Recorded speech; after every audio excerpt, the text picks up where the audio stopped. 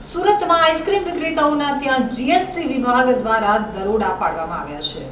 સુરતમાં ઉનાળા દરમિયાન સ્ટેટ જીએસટી દ્વારા રાજ્યમાં જ્યુસ, આઈસ્ક્રીમ, ભજીયા, પિઝાના 9 વેપારીઓના 45 કરતાં વધુ ઠેકાણા ઉપર દરોડામાં 40 કરોડના રોકડ વ્યવહાર મળ્યા હતા। બિસ્મિલ્લાહને ત્યાંથી તપાસમાં 29 ફ્રેન્ચાઇઝીસના કરાર પણ ન થયા હોવાનું સામે આવ્યું હતું। આ કરાર એવા હતા જેમાં પેમેન્ટ કન્ડિશન અને નફા કે દર મહિને ફ્રેન્ચાઇઝી કેટલા રૂપિયા આપશે તેની વિગતો હોય છે।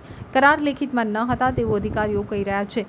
સુરતમાં બિસ્મિલ્લાહ અને 51 રેમ્બો ઉપર મંગળવારની રાત્રે પૂર્ણ થયેલી તપાસમાં 2 કરોડના રોકડના વ્યવહાર મળી આવ્યા છે।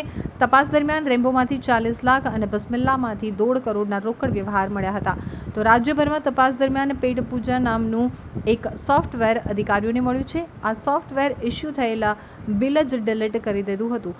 આથી ટર્નઓવર જ ઓછું દેખાઈ આવતા વિક્રેતાઓ પાણીની બોટલ ઉપરના ટેક્સમાં પણ ગોલમાલ કરતા હતા।